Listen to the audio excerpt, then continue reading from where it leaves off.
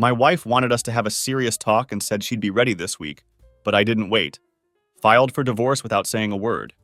Subreddit, my name is Tyler, and I'm a 29-year-old mechanical engineer. I'm not writing this to ask for advice. I already know what I have to do. I'm writing this because if I don't get it out of my head, it'll eat me alive from the inside out. It was Thursday night, around 7:30 p.m., when I got home from work. The house was dark, unusually dark in a way that made my stomach clench with unease. Her car was sitting in the driveway like always, but there wasn't a single light on anywhere inside. I stood there for a moment, keys heavy in my hand, trying to make sense of it. My first thought was that maybe she was asleep. Jessica gets these migraines sometimes. The real nasty kind that make her close all the blinds and hide under the blankets like a vampire avoiding sunlight. So I went inside as quietly as I could, moving slow and deliberate. I left my keys in the ceramic bowl by the front door and kicked off my sneakers without making a sound.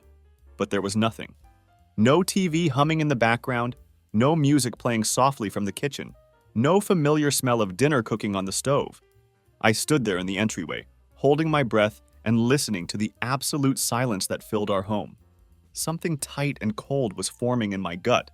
Not suspicion exactly, not fear, but this overwhelming stillness, like the house had exhaled all its life without me noticing. I started walking down the hallway toward our bedroom, and that's when I saw it. Halfway there, something caught my eye in the kitchen. Her purse was on the floor, spilled open with contents scattered around it.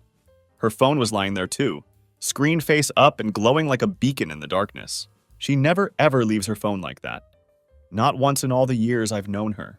I stared at it from the hallway, watching as notifications slid up the screen one by one. The first one made my blood turn to ice. Just a first name, no contact picture, Connor. And underneath it, a preview line that read, "Miss you already." I didn't move. I couldn't breathe. I just stood there like a statue, watching as the notification disappeared after a few seconds. Then, maybe 10 seconds later, it popped up again. This time, the preview read, "You taste like heaven." That's when something inside me snapped into a different mode entirely. I walked over and picked up the phone, not out of curiosity, but out of pure instinct. Like grabbing a knife off the floor before a child walks into the room. The phone was unlocked. Maybe she had been in the middle of replying when she dropped it. Maybe she didn't expect me home that early, or maybe she just thought she was smarter than me. I opened the message thread, and everything I thought I knew about my life crumbled in an instant. The photos weren't the kind that show skin or explicit content. They were worse somehow. They showed intimacy. Real, genuine connection that should have been ours alone. There was a picture of his hand holding hers over a restaurant table, her wedding ring clearly visible on her finger. Another showed her boots in the passenger seat of his car, taken from the driver's perspective like some casual snapshot of their time together. Then there was a selfie of her in the gym mirror, hair pulled back, wearing workout clothes I recognized, with the caption, "For you only," written underneath. I didn't scroll too far down through the conversation. I didn't need to see everything to understand what was happening. It was all there, laid out in digital black and white, the timelines, the planned meetups, the casual boldness of it all. She had been seeing this Connor person for at least a month, probably longer based on how comfortable and routine their exchanges seemed. That's when I heard the shower running upstairs. The sound hit me like a physical blow, and suddenly everything made perfect sense. She wasn't having a migraine. She wasn't asleep. She had been with him, and now she was washing him off her skin before I got home. I put the phone down, but not where I had found it scattered on the floor. Instead, I placed it deliberately right in the center of the kitchen counter, screen still lit up and the message thread still open. Then I walked into the living room and sat down on our couch to wait. She came downstairs about 20 minutes later wearing that red silk robe, the one she had bought during our anniversary trip to Savannah 2 years ago. Her hair was still damp from the shower, and she looked fresh and relaxed, like someone who had just enjoyed a peaceful evening at home. She didn't see the phone immediately when she entered the kitchen. Instead, she saw me sitting there in the dim light of the living room. "Hey," she said casually, like nothing in the world was wrong. Like she hadn't just let another man inside her body and then come home to our couch where I was sitting like some kind of substitute teacher in her life. I didn't answer. I couldn't find words that seemed adequate for the moment. She walked over slowly, and I could tell she was starting to sense that the atmosphere in our home had shifted dramatically. Her steps became more cautious, more deliberate. That's when she finally saw her phone on the counter, screen still glowing with Connor's messages displayed for anyone to see. Her face didn't crumble when she realized what had happened. It didn't even twitch with surprise or guilt. Instead, she looked at me with eyes that had gone hard like glass and asked in a perfectly steady voice, "What are you doing with my phone?" Not, "I'm sorry." Not, "Let me explain." Not even a fake, panicked apology. Just that cold, accusatory question, like I was the one who had violated some sacred trust between us. I stood up from the couch, feeling strangely calm. I had already made copies of everything. I had already emailed the screenshots to myself from her phone. I had already packed a small bag with the essentials: my toothbrush, a few shirts, my grandfather's watch that had been sitting on the dresser. My wedding ring was already in the pocket of my jeans, no longer on my finger where it had lived for the past several years. "I sent you the papers," I said simply. "They should be in your inbox by now." She didn't look surprised. She didn't even blink. Instead, she shrugged, actually shrugged, like I had just told her about a change in dinner plans. And then she said the line that made the last thread of whatever was holding my chest together snap like piano wire. "We'll talk Tuesday." Like I was some HR issue she needed to schedule around. Like our marriage was just another calendar event that could be rescheduled between her coffee runs and gym appointments. I said nothing in response to her casual dismissal. There were no words that could bridge the gap between what I had just discovered and her treating our marriage like a business meeting she could postpone. I simply turned and walked toward the front door, leaving it wide open behind me when I stepped out into the night. I didn't slam it shut in anger, didn't even bother to close it properly. I just let it swing in the wind behind me, letting her hear the sound of it creaking on its hinges. I wanted her to know without any doubt that I was gone. I didn't sleep that night, not even close. I checked into a motel off Highway 75, one of those places with buzzing fluorescent light fixtures and paper-thin walls, where you can hear every conversation, argument, and heartbreak happening in the rooms around you. I lay on top of the scratchy comforter, still fully clothed in my work shirt and jeans, staring at the water-stained ceiling while the ancient air conditioning unit groaned and wheezed like it was on its deathbed. I kept hearing her voice echoing in my head. That cold, clipped, "We'll talk Tuesday" delivered with all the emotional weight of someone scheduling a dentist appointment. Like I was just another task to be managed and rescheduled between her other commitments and obligations. Like our entire life together could be shelved somewhere between her coffee runs and whatever other appointments she had planned. The more I thought about it, the more it hit me with crushing clarity. She had probably planned to be caught, or at the very least, she had simply stopped caring whether she was discovered or not. That realization was somehow worse than the actual betrayal itself. It wasn't the act of cheating that destroyed me, it was the complete apathy she showed when confronted with it. The total disrespect for everything we had built together. The next morning, I went back to the house. Not to see her, not to have some dramatic confrontation or attempt at reconciliation. I had one very specific mission: get the rest of my belongings before she had time to touch them, manipulate them, or maybe even destroy them out of spite. I pulled into our driveway around 8 a.m. when the neighborhood was still quiet and morning fog was hanging low between the houses. Her car was gone from its usual spot. She was probably at the gym, or maybe she had driven straight to his place after I left. Hell, for all I knew, she might have gone to both. I figured I had about 45 minutes maximum before she returned, so I moved quickly and efficiently. I unlocked the front door with the same key I had been using for 7 years, and immediately the familiar scent of our home hit me like a physical force. Everything smelled like her.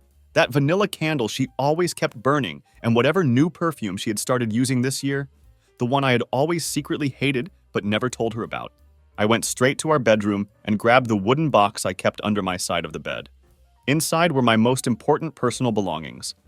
Journals I had kept since college, old photographs from before we met, letters my father had written to me before he passed away 3 years ago. I grabbed my phone chargers, my work laptop, and that ugly ceramic mug she had made for me in a pottery class for Valentine's Day 3 years ago. It was honestly hideous, and I had lied about loving it, but it represented a time when she still put effort into making me happy. But what hit me the hardest was looking at our shared closet. Half of it was still mine. My shirts hanging there like nothing had been broken. My suits still pressed and ready for work. My running shoes lined up in perfect order next to her boots. The same boots she had probably worn to meet him, now sitting there like silent witnesses to her deception. I stood there staring at those boots for a long moment, feeling something twist painfully inside my chest. Then I noticed something that made my blood run cold. There was a small blue gift bag on the floor behind her laundry hamper, like she had tried to hide it but hadn't been careful enough about the placement.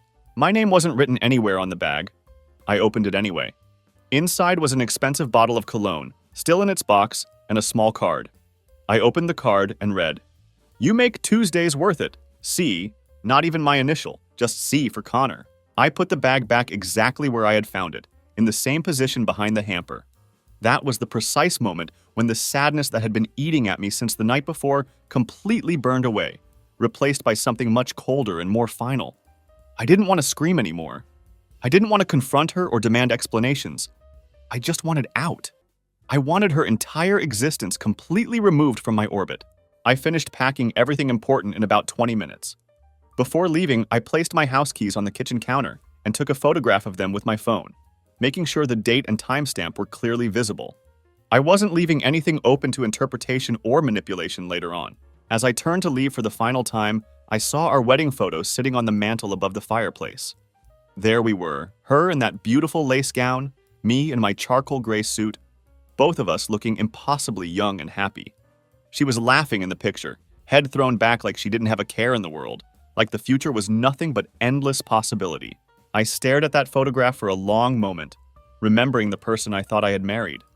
Then I walked over and turned the frame face down on the mantel. That was it. That was my goodbye to the life I thought we had been building together. I haven't spoken to Jessica since that moment I walked out of our house. But that doesn't mean she hasn't tried to reach me. She called my phone relentlessly, 12 missed calls by noon the day after I left. Each time my phone buzzed, I watched her name appear on the screen and felt absolutely nothing. No urge to answer. No curiosity about what she might say. No desire for explanations or apologies. She left one voicemail during that barrage of calls. I saw the notification appear, but I never listened to it. I knew that whatever words she had chosen to leave on that recording would just be another layer of manipulation, another attempt to control the narrative of what had happened between us. I deleted it without ever pressing play. By Sunday morning, I was sitting in my truck parked behind a Starbucks, sipping what had to be the worst coffee I'd ever tasted in my life. I was watching condensation slide down the passenger window in slow motion, mesmerized by the simple physics of it. There's a particular kind of quiet that settles over you after betrayal, thick and shapeless, like being wrapped in cotton that muffles everything around you. My phone buzzed again, but this time it wasn't a call. Jessica had apparently switched strategies overnight. No more missed calls flooding my voicemail box. Now it was text messages, and lots of them. Back-to-back paragraphs appearing on my screen like bubbles of guilt and gaslighting trying to burst their way into my carefully maintained peace. "You don't understand the full story," read the first one. "This isn't what you think it is," came the second. "Can we just talk like adults?" followed immediately after. I didn't respond to any of them. She was right about one thing, though. I didn't understand. I didn't understand how someone could build an entire life with you, promise you everything that mattered, look you in the eye every morning and every night, and still find time to sleep in someone else's arms like it was just a different room in the same house. By noon, the tone of her messages had shifted dramatically. It was like watching someone flip a light switch. The fake remorse and pleading had been turned off completely, and the real Jessica came roaring through the cracks in her mask. "So you're just going to ignore me?" appeared on my screen. "You're being dramatic," followed shortly after. "Grow up," was the final message in that particular series. It was exactly like I remembered from the few times before when things hadn't gone her way. The mask would slip just enough for me to catch a glimpse of someone cold and sharp underneath, like a wolf realizing you were no longer useful to the pack. But those moments had always been brief, quickly covered up with apologies and explanations that made me doubt what I had actually seen. Around 3 p.m., I got a text from David, my best friend and the only person who knew everything that had happened. "Dude, she showed up at my place," the message read, and I immediately called him. "She's pacing around outside," David told me when he picked up. "Said she wanted to talk to you. I told her you weren't here and she actually laughed at me."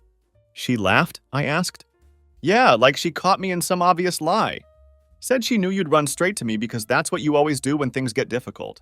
I felt my jaw clench.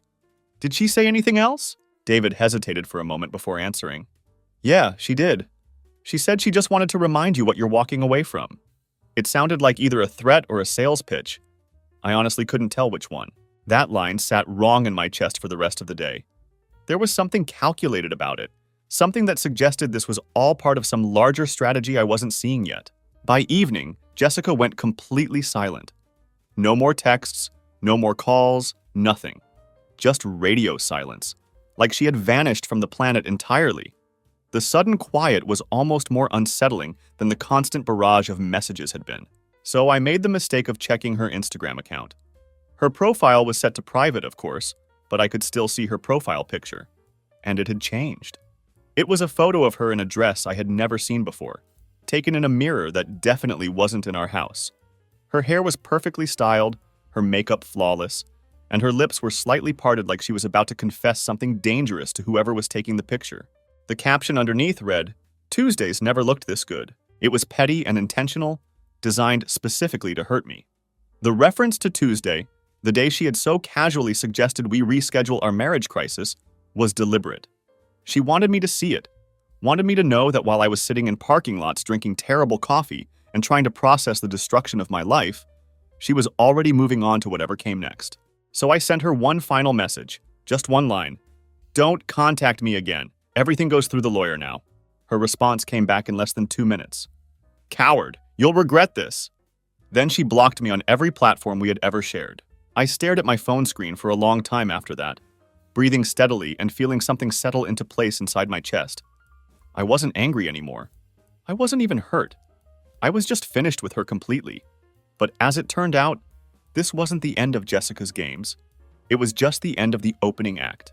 David called me again later that night, and what he told me changed everything I thought I knew about the scope of what had been happening. When David called me that night, I could hear something different in his voice. The kind of tension that only shows up when someone's about to drop a bomb, they wish they could keep to themselves forever.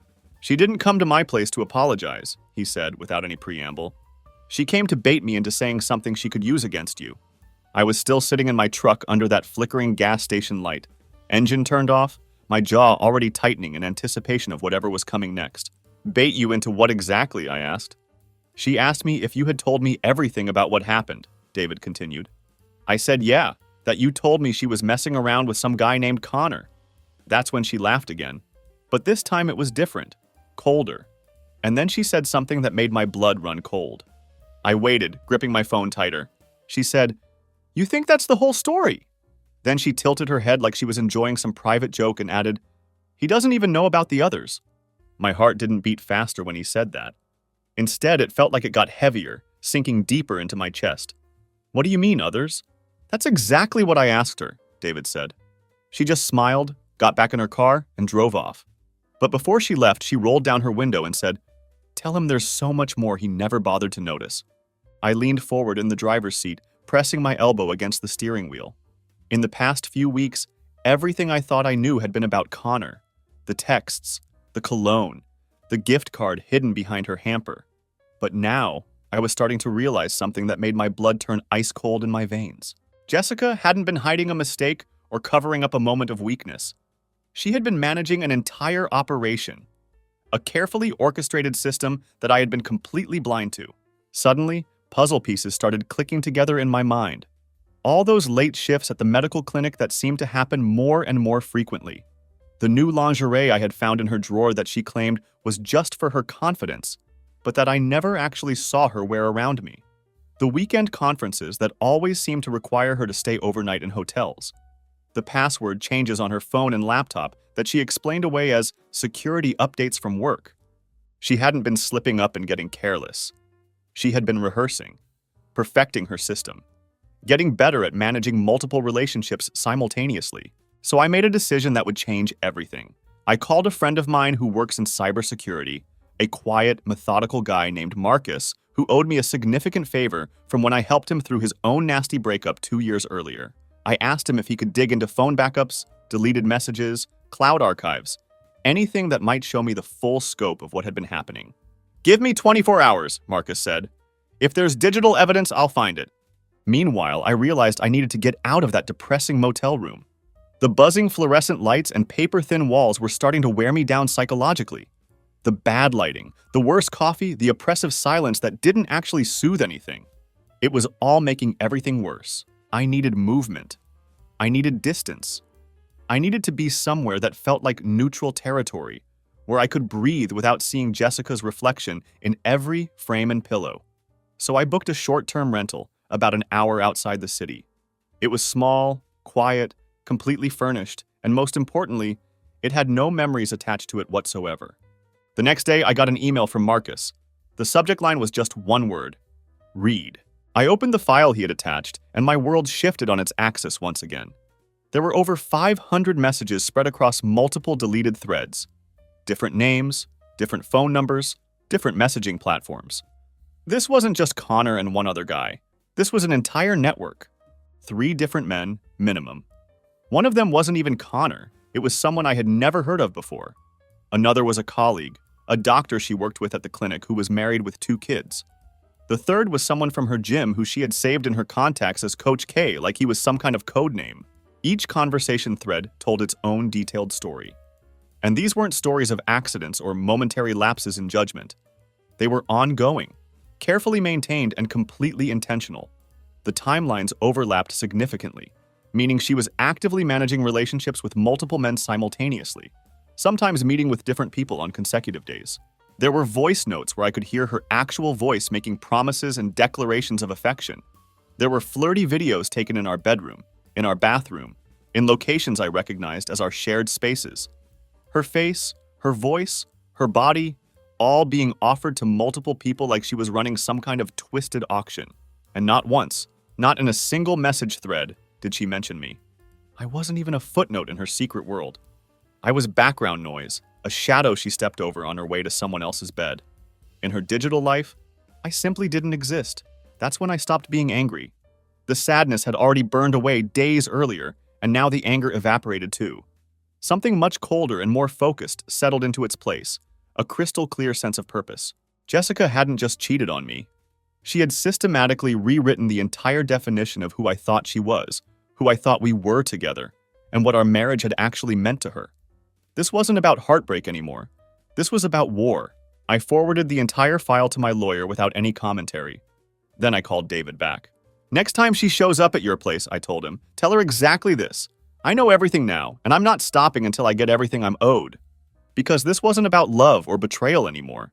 This was about making sure she faced real consequences for the elaborate web of lies she had been spinning around my life. By Wednesday morning, I was completely done playing defense. There's something strange that happens when the emotional part of your brain finally shuts off and stops drowning you in feelings. Your mind stops flailing around in panic and starts sharpening into something much more dangerous. I wasn't thinking about love or betrayal anymore. I wasn't even thinking about Jessica as a person I had once cared about. Instead, I was thinking about leverage, timelines, and strategy. I didn't want revenge in the traditional sense. I wanted something much more powerful than that. I wanted clarity.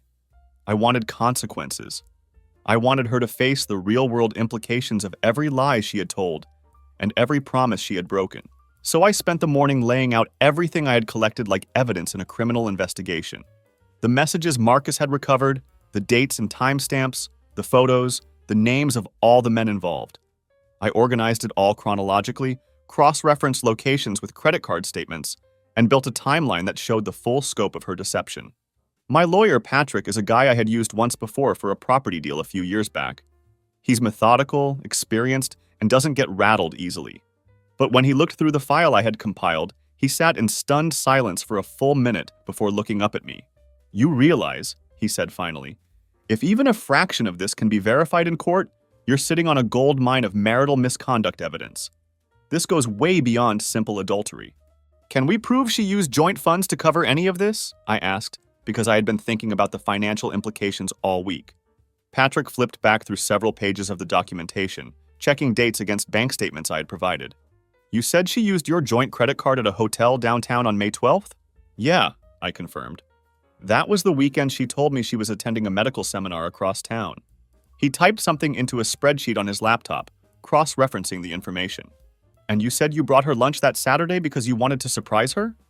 I nodded slowly, remembering that day with perfect clarity now. "I showed up at the address she had given me for the conference center. She told me to just leave the food on the front desk because she was in the middle of a crucial Zoom panel and couldn't be interrupted." Patrick didn't even have to say it out loud. We both knew exactly what she had been doing in that hotel room, and it wasn't networking with medical colleagues. If she was using marital assets, your joint accounts and credit cards to fund extramarital affairs, Patrick explained, we can push for an at-fault divorce. In this state, that completely flips the financial distribution in your favor. She won't just lose her claim to spousal support, she might actually end up owing you money. I smiled for the first time in weeks. It wasn't a happy smile, but it was satisfied.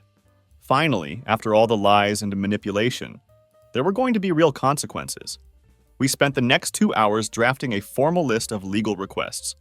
Subpoenas for hotel security footage from the dates in question. Gym attendance logs to verify her whereabouts during supposed workout sessions. Credit card statements going back 18 months. Phone records from her carrier. We were building an airtight case that would leave no room for her to spin or manipulate the narrative. Patrick told me to sit tight and let him handle the legal machinery. That night, I slept better than I had in over a month. For the first time since this nightmare began, I felt like I had some measure of control over what happened next. But peace doesn't last long in stories like this one. The next morning, Jessica showed up at my short-term rental. No phone call, no warning text, no advance notice of any kind.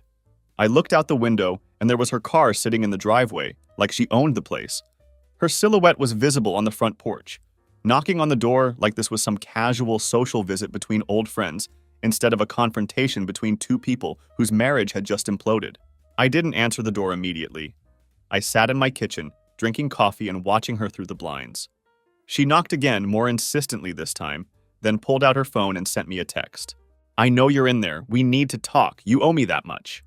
The audacity of that message, the idea that I owed her anything after what she had done, was almost impressive in its complete disconnection from reality. I finished my coffee, took a deep breath, and walked to the front door. I opened it just wide enough to look her directly in the eye, but I didn't invite her inside. You've got 90 seconds, I said calmly.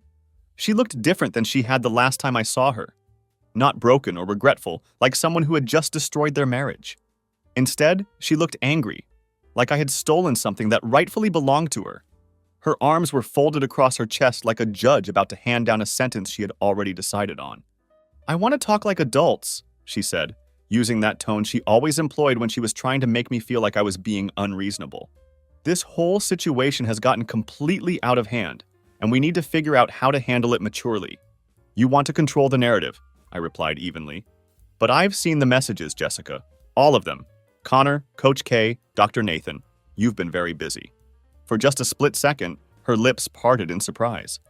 Then that familiar mask, the one I had learned to recognize over the years, slid back into place over her features. You went through my personal stuff, she said, like I was the one who should be on trial here. That's a violation of my privacy. You lied to me for months, I said. Probably longer. And now you're going to stand on my doorstep and lie to my face again. She tilted her head slightly and gave me a smile that was cold enough to freeze water. You always did have a thing for playing the victim, didn't you? That was it. I shut the door in her face and turned the deadbolt. She screamed something at me through the closed door. I couldn't make out the exact words, but the tone was pure fury. She pounded on the door once, hard enough to rattle the frame, then went silent. A minute later, I watched through the blinds as she stood by her car, texting furiously on her phone. My phone buzzed almost immediately. You think you're smart? The first message read. You think a lawyer scares me? Came the second. You'll be alone forever, Tyler. Good luck finding someone who will put up with you, was the third and final message. I didn't respond. Instead, I backed up my phone, logged every single message she had sent, and documented every threat she had made. Patrick had told me to keep everything, and I was following his advice to the letter. Because this wasn't just about ending a marriage anymore. This was about showing Jessica exactly who she had really married, and why I wasn't going to be the fool she apparently thought I was. Saturday morning brought the breakthrough I had been waiting for. I got the call at exactly 10:47 a.m. from Patrick's office. His assistant Lisa was practically breathless with urgency when she spoke. You're going to want to see this right now, she said. Check your email immediately. I opened my laptop and clicked into the folder she had mentioned. Inside was surveillance footage. High definition, crystal clear, and time-stamped May 12th at 8:23 p.m. The video showed Jessica stepping out of a hotel elevator into a carpeted hallway, wearing a short black dress I had never seen before in my life. She was laughing, completely at ease, walking arm in arm with someone who was definitely not me. It was Coach K, the trainer from her gym, The one she had sworn was just a professional contact. The same guy from all those recovered text messages. The same person she had told me was engaged to someone else and completely off limits. In the video, he pressed her against the wall just outside what appeared to be a hotel suite. The door opened moments later, and they stumbled inside together like they had done this dance 100 times before. The footage ended there, but that was all we needed. That single piece of video evidence corroborated everything else we had compiled and proved beyond any doubt that she had been using our joint credit card to fund her affairs. I sat there in complete silence for a full minute after watching it. Not because it hurt. That part of me had already gone numb weeks ago. It was because watching it felt like viewing some cruel documentary about the collapse of someone else's life. Like I was a stranger observing someone else's tragedy from a safe, external distance.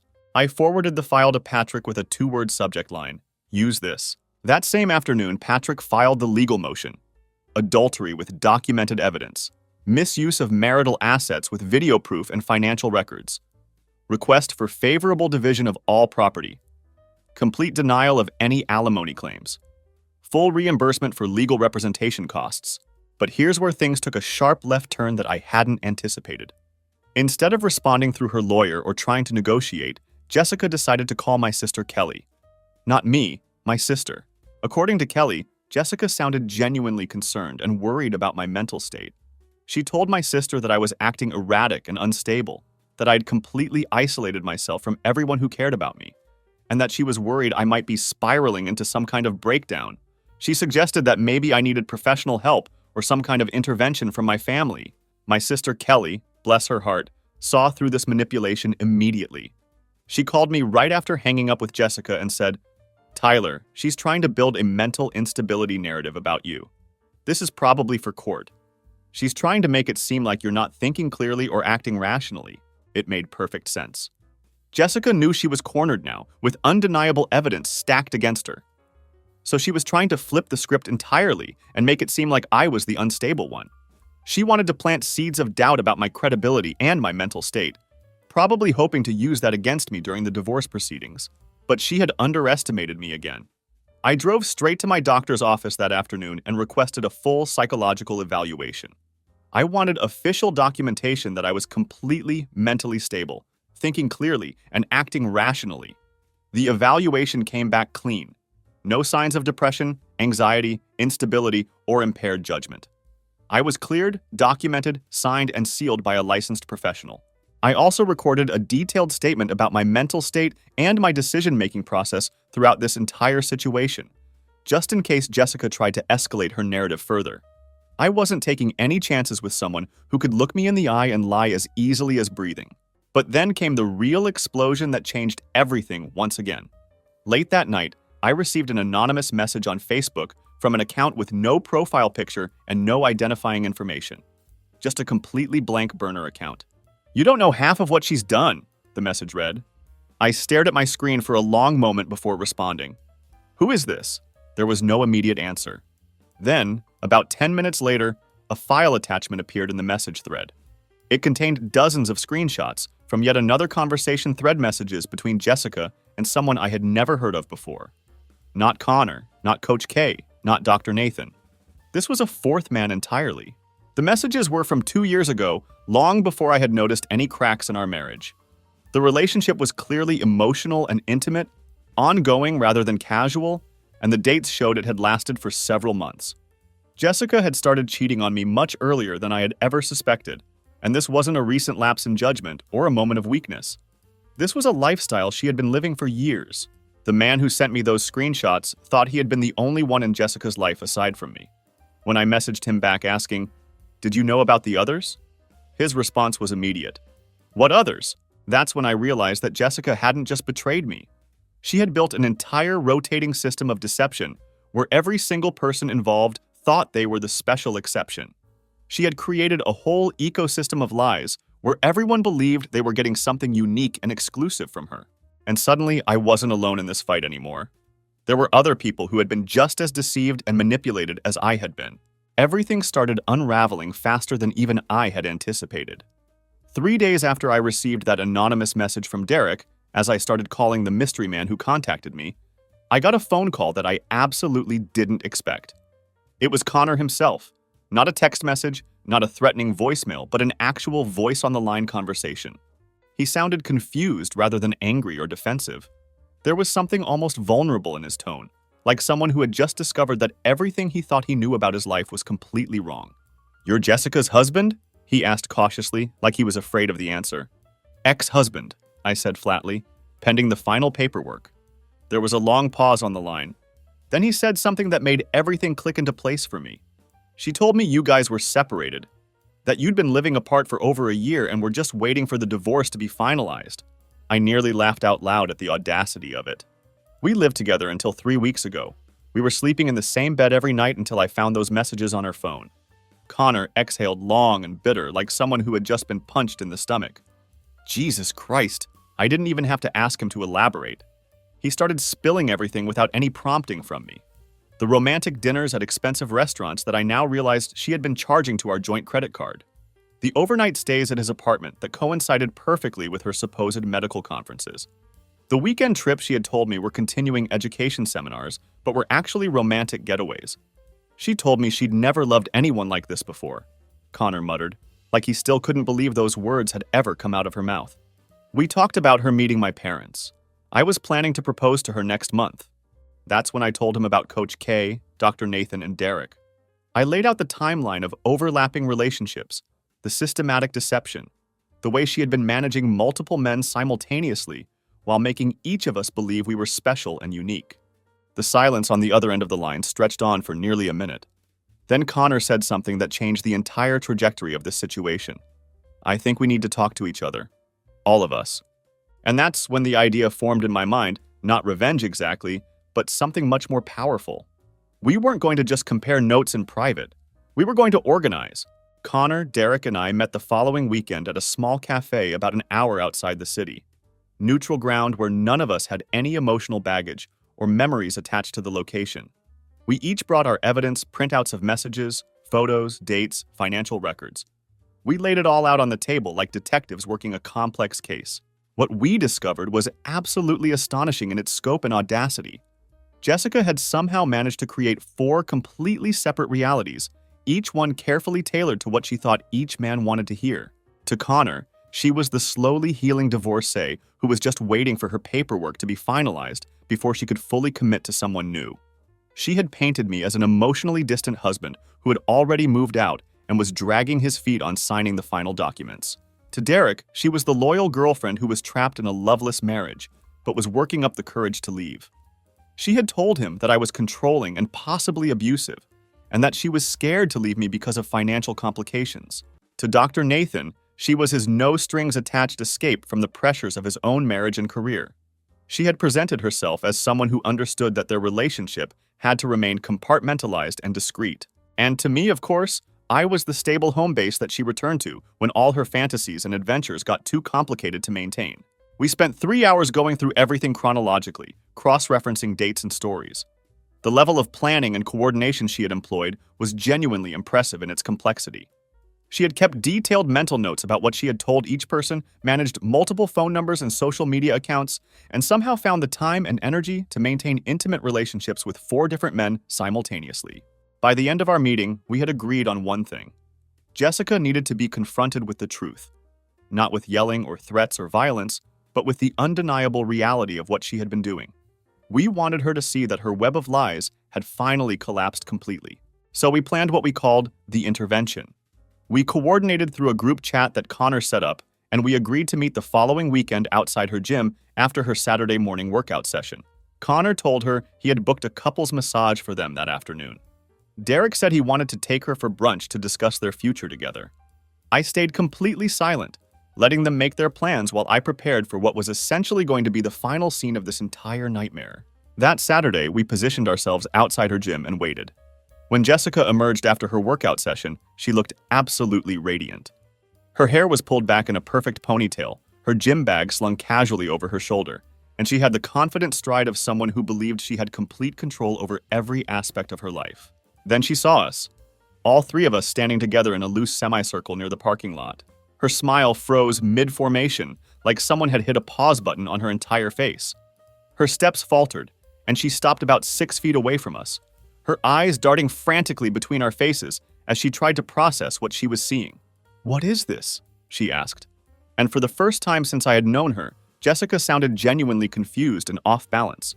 Connor spoke first, his voice calm and controlled, despite what must have been enormous emotional turmoil. "I thought it was time we all compared notes about what you've been telling each of us." Derek held up his phone, which was displaying screenshots of their message conversations. "You told me you loved me and that you were planning to leave him for me." I said nothing. I just stood there and watched her face, waiting to see how she would try to navigate this complete collapse of her carefully constructed world. She tried to laugh it off initially, tossing her hair like she was above this entire situation, and we were all being ridiculous. "You guys are being completely dramatic," she said, using that dismissive tone I knew so well. "This isn't what it looks like at all." "Then tell us what it is," I said finally, speaking for the first time since we had positioned ourselves there. But she didn't speak. She couldn't speak because there was no story she could tell that would explain away the evidence we had all brought with us. Instead, her face cracked, not with guilt or shame, but with pure, undiluted fury. "This is harassment!" she spat, her voice rising to a level that made other people in the parking lot turn to look at us. "You can't do this to me. I'll call the police." Derek shrugged casually. "Go ahead and call them. Let's talk about everything on the record."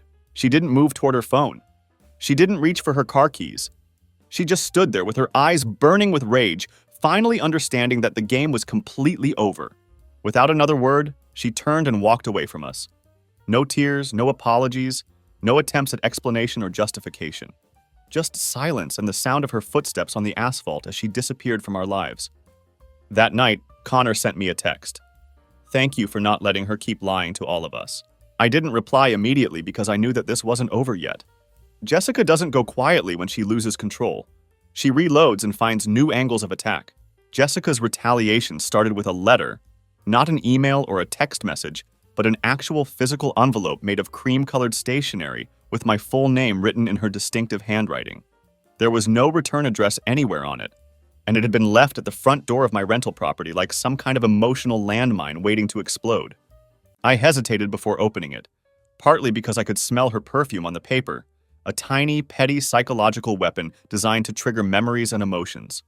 Inside was a single page, neatly typed in the same font she had always used for professional correspondence. "Tyler," it began, "you've made your point loud and clear. I can see now that your way of handling heartbreak is to embarrass me publicly, to humiliate me in front of strangers, to turn people into an audience for your personal grievances. I never expected you to be this cruel or vindictive." The letter continued. "I never lied about wanting a future with you. I just needed something more while you were busy being emotionally unavailable and distant. You say you were blind to what was happening, but the truth is, you were just absent from our relationship. I hope the version of this story you're telling yourself helps you sleep at night." It ended with, "We'll let the lawyers sort out the rest. Jay." I read the entire thing twice. Not because I was stunned or hurt by her words, but because I couldn't believe she had the sheer audacity to frame our marriage's destruction as some kind of mutual implosion. As if her systematic lies and elaborate deceptions were somehow reasonable reactions to my supposed emotional absence. As if 4 simultaneous affairs could be excused with a casual shrug and the claim that she needed something more. But the real blow came that same afternoon when I received a call from my company's HR department. They asked me to come in for what they called a discussion regarding workplace conduct. I knew immediately what this was about, and I felt my stomach drop as I realized how far Jessica was willing to go. I walked into that sterile conference room to find 2 supervisors and a compliance officer waiting for me. They slid a printed document across the table, an anonymous complaint alleging that I had been using company time and resources to stalk and harass my spouse. The complaint claimed that I had exhibited unstable and potentially dangerous behavior, and that I had inappropriately involved coworkers in my personal domestic disputes. I read through the entire document carefully. It was full of vague, unspecific claims that were impossible to verify, but serious enough to create panic in HR. The language was carefully crafted to sound professional and concerned rather than vindictive, but I recognized Jessica's touch in every carefully chosen phrase. "Does it say who submitted this complaint?" I asked, though I already knew the answer. The HR representatives exchanged uncomfortable glances. Of course it didn't. Anonymous complaints are designed to be untraceable while still causing maximum damage. Do you really think I don't know exactly where this came from? I said, keeping my voice steady and professional despite the fury building in my chest. They explained that they were legally required to conduct a formal review of any workplace conduct allegations, regardless of their source. So I spent the rest of that week under what amounted to performance observation, like a child in detention being watched for signs of misbehavior. They monitored my computer usage, reviewed my email history, checked my phone records, and interviewed my immediate coworkers about my recent behavior and productivity. They found absolutely nothing, because there was nothing to find. My work record was spotless, my productivity hadn't dropped even slightly during the separation, and none of my colleagues had observed any changes in my behavior or demeanor. Eventually, they were forced to drop the entire investigation, but the message Jessica was sending was loud and clear. If she couldn't control the narrative around our divorce, she was going to try to damage my professional life and reputation from the edges. But the workplace complaint was just the beginning. Over the next week, emails started flooding in from old friends and mutual acquaintances, people I hadn't spoken to in months or even years. They were all reaching out with variations of the same message. Hey man, Jessica's been talking to people about what happened. Just wanted to hear your side of the story. She was conducting a systematic campaign to poison every well she could reach. She was planting seeds of doubt everywhere, painting herself as the victim of an unstable and vindictive ex-husband. She was telling anyone who would listen that I had reacted to our mutual decision to separate by launching a campaign of harassment and public humiliation. I didn't respond to any of these messages from old friends. I realized that the truth doesn't need to be defended in whispers and private conversations. Real truth needs exposure, documentation, and legal consequences. So I compiled everything into a comprehensive file. The recovered messages showing her affairs, the surveillance footage from the hotel, the letter she had sent me where she admitted to needing something more, the anonymous HR complaint with its obvious fingerprints of her involvement, the pattern of character assassination she was conducting through mutual acquaintances. I wrote a detailed affidavit with Patrick's help, documenting not just the adultery, but the systematic campaign of retaliation and defamation she had launched after being caught. We submitted everything to the court as part of our divorce filing. We were no longer negotiating or trying to reach an amicable settlement. We were going to war in a courtroom, with judges and legal precedents and official consequences. If Jessica wanted to drag my name through the mud, I was going to let the documented facts bury hers completely. Courtrooms have a very specific kind of coldness that goes beyond temperature. It's an atmospheric coldness, sterile, weightless, and oppressive all at once. It's the kind of environment where time seems to drag endlessly, while tension hums beneath every quiet shuffle of papers and muffled cough from the gallery. I sat at the left table wearing a navy suit I hadn't put on since my cousin's wedding 2 years earlier. I kept my eyes focused on the door, like it owed me some kind of explanation for everything that had led to this moment.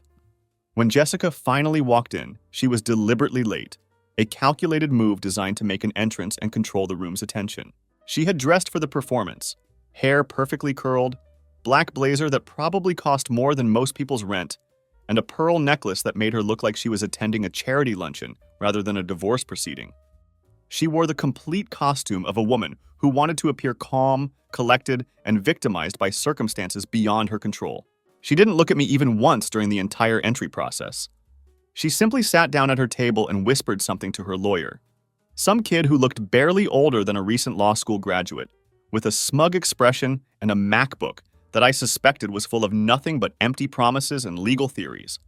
When the judge entered, the usual formalities began. I barely heard most of them because my mind was focused on what was coming next. Then they asked for opening remarks, and Jessica's side went first. Her lawyer stood up and cleared his throat like he was about to deliver a eulogy for someone beloved and tragically misunderstood. Then he started weaving a narrative that was so completely distorted from reality that it was almost impressive in its creativity. According to their version of events, I was an emotionally abusive husband who had been distant and neglectful throughout our entire marriage. Jessica, in their telling, had sought emotional support and friendship from various people because she was so starved for human connection at home. When these friendships became complicated, their word, not mine, I had retaliated with what they called a vindictive campaign of digital harassment and public humiliation. Her lawyer used phrases like manipulative gaslighting behavior and systematic destruction of reputation to describe my response to discovering her affairs. He painted a picture where Jessica had barely survived being married to me, and where her relationships with other men were desperate attempts to find the emotional support I had supposedly denied her. I didn't flinch during any of this character assassination. I just sat there calmly, because I knew that when my lawyer stood up, Patrick wouldn't be telling a story at all. He would be presenting facts, and that's exactly what happened. When Patrick rose to address the court, he was methodical, measured, and devastating in his precision. He didn't engage with their emotional narrative or try to counter their personal attacks. Instead, he simply laid out the evidence piece by piece. Exhibit A, the recovered text messages and photos. Dozens of them, spanning multiple relationships, with dates and timestamps that created an undeniable timeline of systematic deception. Exhibit B, the hotel surveillance footage. Time-stamped, high-definition video that corroborated exactly what the messages had revealed, confirmed with billing records from our joint credit card. Exhibit C, the letter Jessica had sent to me after being caught. The one where she admitted she had needed something more and blamed me for being emotionally unavailable. Essentially, a written confession to adultery with an attempt to justify it. Exhibit D, the anonymous HR complaint filed against me. False allegations submitted just days after we had confronted her publicly, clearly designed to damage my professional reputation in retaliation for exposing her behavior. And finally, Exhibit E, a character affidavit submitted under oath by Connor himself. A detailed statement describing how Jessica had lied to him about our separation, used him in her web of deception, and made him unknowingly complicit in adultery. The judge sat in complete silence for what felt like an eternity after Patrick finished his presentation. The courtroom was so quiet, I could hear the clock ticking on the wall behind me. Then he turned to look directly at Jessica. "Do you dispute the authenticity of any of these messages, photographs, or records, Mrs. Rodriguez?" he asked. Jessica swallowed hard. Her lawyer leaned in close to her, whispering frantically, but I could see from her body language that they both knew this was over.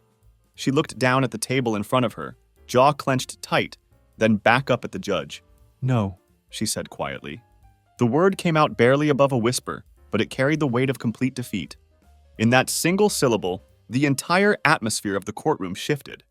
The air seemed to leave her lungs like someone had pulled a plug, and I watched her shoulders sag as the reality of her situation finally hit her.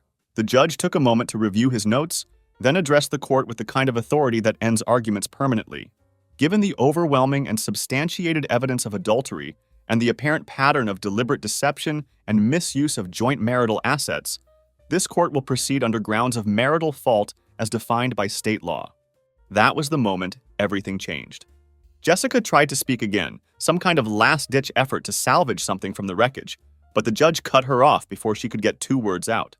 "You will have your opportunity to speak during the settlement review," he said firmly.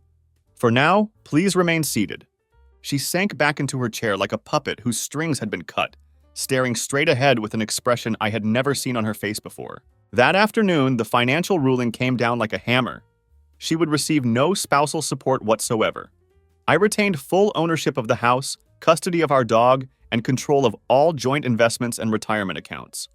The court even mandated that she pay a portion of my attorney fees based on the documented damage caused by her false workplace complaint and campaign of harassment. Jessica stared straight ahead during the entire reading of the judgment. She didn't cry, didn't plead, didn't try to negotiate. She just sat there burning with what I could only assume was pure rage at having lost so completely. Later, outside the courthouse, I walked past where she was standing by her car. Her arms were folded across her chest, and her face was completely blank. Not sad, not regretful, just empty. "You think you won?" she asked as I passed by. I stopped and looked her directly in the eye for what I knew would be the last time. "No," I said calmly. "I think I finally stopped losing." Then I walked away and didn't look back. You'd think that after such a brutal and public courtroom defeat, Jessica would simply vanish from my life entirely. Maybe disappear to lick her wounds in private, rebuild her fantasy world somewhere else, or perhaps even engage in some genuine self-reflection about the choices that had led her to this point. But that's not how people like Jessica operate when they lose control of a situation. When a narcissist's carefully constructed world collapses around them, they don't disappear quietly into the night. Instead, they rebrand themselves and launch a new campaign. It started subtly, as these things always do. A friend of a friend reached out to me on Instagram, someone I hadn't talked to since college, barely an acquaintance really. He sent me a screenshot of Jessica's latest social media post with a message that simply said, "Thought you should see this." Her Instagram profile, which had been locked down and private for as long as I'd known her, was now completely public. It had become a carefully curated theater of self-pity and victimhood, designed to attract sympathy from anyone willing to give it. The particular post he'd screenshot showed Jessica sitting alone on a wooden bench near a lake, staring off into the distance with the kind of wistful, contemplative expression you'd see in a movie about someone who had just survived a Shakespearean tragedy. The caption underneath read, "Sometimes you give everything to someone and it's still not enough. But healing starts with letting go of toxic cycles and learning to love yourself again." The comment section was exactly what she had been fishing for. Dozens of supportive messages from women calling her brave, strong, and resilient. One person wrote, "He didn't deserve you, girl. You're better off without him." Someone else added, "I hope you're finally free of all that abuse and can start living your authentic life." It was laughable in its transparency, but I didn't respond to it. I didn't comment, didn't react, didn't even screenshot it for my own records. Because I understood exactly what this performance was really about. It wasn't actually for her followers or for the strangers offering sympathy in the comments. It was bait, carefully designed to provoke a reaction from me that she could then use as evidence of my supposed instability or vindictiveness. When that social media strategy didn't get the rise out of me that she was hoping for, Jessica moved to phase 2 of her campaign. She started texting me again, but these messages were completely different from her previous angry outbursts. Now they were calculated to seem benign, almost friendly. The first one read, "Hope your mom is doing okay. I heard through mutual friends that she was sick." Then came, "Just remembered your birthday is coming up next month. I know how much you always hated celebrating it, but I hope you do something nice for yourself." Followed by, "Can we just talk? Just once, face to face, no drama, no lawyers, no anger, I promise." Every single message was like a small chisel, carefully designed to chip away at the emotional wall I had built between us. Each one was crafted to remind me of shared memories, intimate knowledge of my life, or moments when she had supposedly cared about my well-being. But then came what I now recognize as her final desperate gambit. She showed up at the house, my house, the one I had retained full ownership of after the divorce. I had just gotten back from work, and it was raining steadily. There she was, standing on the front porch like some scene from an indie romantic drama, soaking wet in an oversized hoodie with her hair plastered to her cheeks. She was standing at the same house she used to complain about constantly, the one she had always rolled her eyes at when I suggested home improvement projects. The house that she now had no legal claim to whatsoever, but was treating like she still belonged there. I opened the front door halfway and looked at her without saying anything. "Tyler," she said, her voice soft and deliberately cracking just enough to sound vulnerable and human. "I don't want to fight anymore. I'm exhausted by all of this conflict." I remained silent, waiting to see where this performance was headed. "I know I made mistakes," she continued, using the kind of language that sounded like accountability, but actually admitted nothing specific. "But I've been doing therapy, working on myself, trying to understand where everything went wrong. And I just think there's a version of us that could still exist, even if it's just as friends." Friends. The word was so absurd in the context of everything that had happened that I almost laughed out loud. "You cheated on me with 4 different men," I said calmly, "and then tried to destroy my career when you got caught." Her eyes flickered slightly, but she maintained her soft, sincere tone. "That wasn't about you, Tyler. It was about the situation we were in, the way our relationship had broken down. We were both unhappy, both disconnected. I just handled it badly, and I know that now." I didn't move from the doorway, didn't invite her inside, didn't give her any indication that this manipulation was working. Then she stepped closer. Too close, invading the physical space I had deliberately maintained between us. "Can't we just talk? One dinner, somewhere neutral, no expectations, no pressure. Just 2 people who used to care about each other trying to find some kind of peace." She actually reached out toward me at that point, like she was going to touch my arm or shoulder in some gesture of intimacy. I stepped back immediately. "No," I said firmly. "You don't get to rewrite this story, Jessica. You don't get to turn this into some mutual breakdown that we can fix over dinner and conversation." I looked at her standing there in the rain, studying the desperation in her eyes and the calculated vulnerability of her posture. "You wanted complete control over the narrative of our relationship. You lost that control. Now you want a new angle, a different story to tell yourself and everyone else. It's not going to work." She stared at me for a long moment, and I watched as that mask of soft sincerity started to melt away like ice under direct heat. "Fine!" she hissed, her voice dropping its artificial sweetness and returning to the cold edge I remembered so well. "Rot alone, then. You'll never be loved the way I loved you." I smiled, not cruelly, but with genuine peace and clarity. "You're absolutely right," I said. "I won't ever be loved the way you loved me, because what you did to me wasn't love at all." I closed the door slowly and firmly, turning the deadbolt with a satisfying click. I heard her footsteps on the porch for a moment, then the sound of her car door slamming and her engine starting up. She hasn't contacted me since that night, but I knew this story wasn't quite finished yet. The decision to tell my story publicly wasn't about revenge. It was about release. I didn't plan it initially, didn't sit down one day thinking I was going to air out every detail of my personal nightmare for the world to see. But one quiet evening in the new house I had rented, a place with clean walls, no traumatic memories, and no shadows of a life I was trying to forget, I found myself sitting at my desk and opening a blank document on my computer. And then I started writing. Everything. From the very first lie I had discovered to that final moment of closing the door on Jessica and her manipulation. I wrote about more than just the cheating and the legal battles. I wrote about the psychological warfare, the gaslighting, the systematic erasure of my self-worth that had happened so gradually, I hadn't even noticed it was occurring. I wrote about how Jessica had slowly transformed me into a version of myself that was constantly apologizing for things I hadn't done, always doubting my own perceptions and memories, always shrinking and making myself smaller so that she could feel bigger and more important. I wrote about the way she had turned me into someone who lived in a constant state of walking on eggshells, never knowing which version of her I would encounter on any given day. I didn't use her real name in what I wrote. I didn't need to. But I told the truth, the ugly, honest, nauseating truth about what it feels like to discover that your entire life has been a carefully constructed lie. On a quiet Wednesday morning, I posted the story to a private online forum first.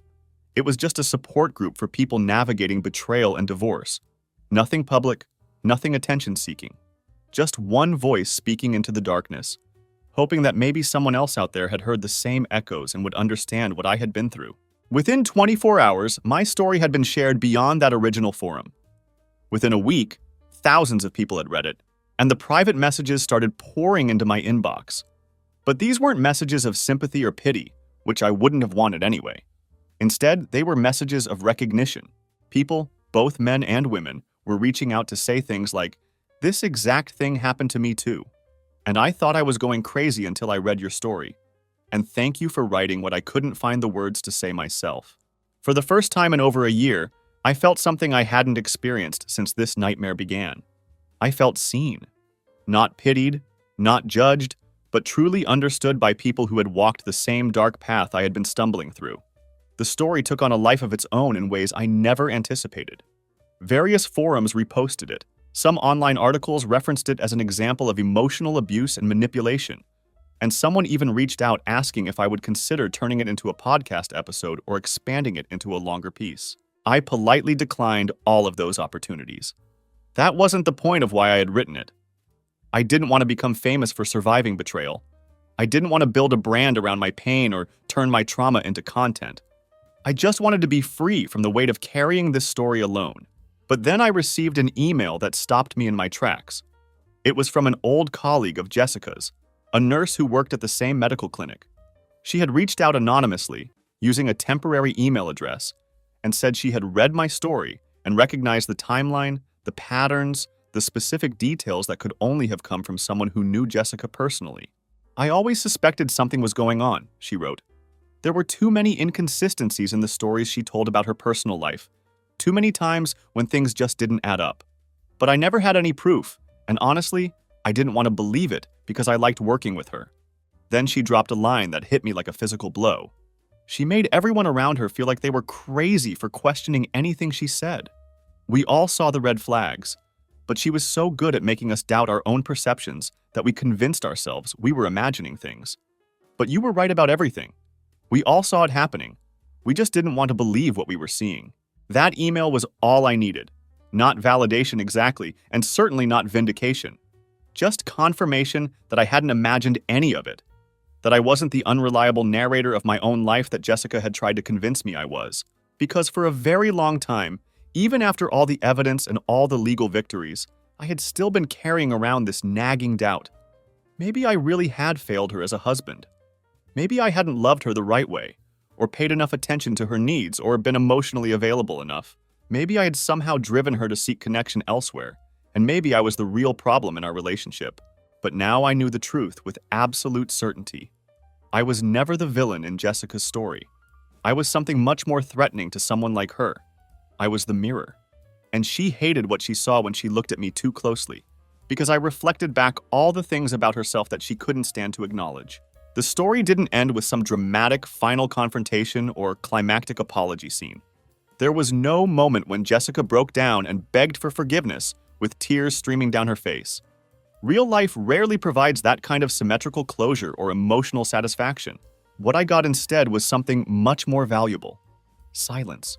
The kind of silence that doesn't hurt anymore because it represents freedom rather than abandonment. The kind of quiet that feels like finally walking out of a room that has been slowly suffocating you for years without you realizing it. 4 months after that final encounter on my doorstep, the divorce was officially finalized. The papers were signed, stamped, and delivered by a courier who probably had no idea about the weight of what he was carrying in his bag. The house was legally mine, the dog was mine, and most importantly, my life was mine again. I didn't throw a party or celebrate with friends. Instead, I went for a long drive by myself. Windows down, music playing loud, not angry songs or sad ones, just sound and motion and wind. It was a reminder that I was still here, still breathing, still capable of joy. That I had made it out of something that had been designed to bury me completely. As I drove, I found myself thinking about everything that had happened.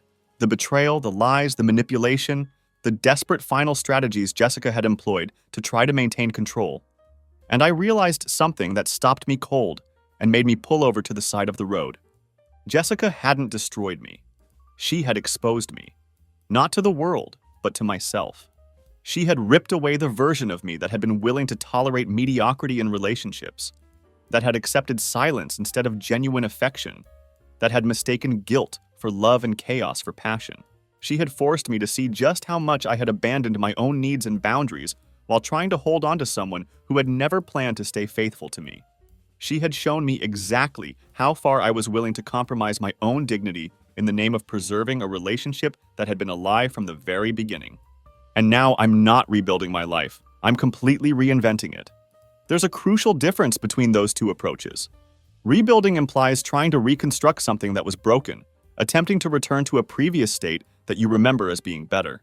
Reinventing means starting fresh with the wisdom you've gained, creating something entirely new from the ground up. I started going to therapy, but not because I was broken or damaged beyond repair. I went because I wanted to understand why I had stayed in that relationship for so long, why I had kept forgiving lies that were wrapped in pretty words and false promises. I needed to figure out why I had allowed someone else to define my worth, and why I had gradually abandoned so many parts of myself in the name of keeping peace with someone who was never peaceful.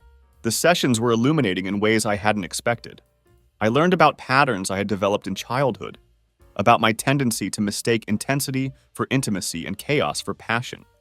I discovered that I had been confusing Jessica's need for constant drama and attention with depth of feeling, when really it was just emotional instability that I had somehow romanticized.